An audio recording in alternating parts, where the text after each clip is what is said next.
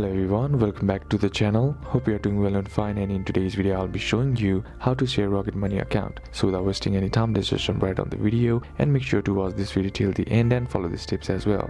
Rocket Money doesn't currently offer a built-in account sharing or family access feature. However, here are some workarounds that you can do it. So the first is share your login credentials. You can share your email and password with a trusted person and they can log in via Rocket Money app or website. You can use a password manager for secure sharing. If sharing login details, use a password manager like Password or LastPass. These tools allow you to share login credentials securely without revealing the password. Now third is to set up joint tracking using linked bank accounts. If you and another person share finances, both of you can link joint bank accounts to Rocket Money and to Rocket Money on your own accounts. This allows you both to track share transactions without sharing login details. So these are a couple of steps that you can do, and that's it for today's video guys. Hope this video was useful to you. Leave a like if it did. Comment down below what the next video should be on. Consider subbing to the channel. Thanks for watching. Bye bye.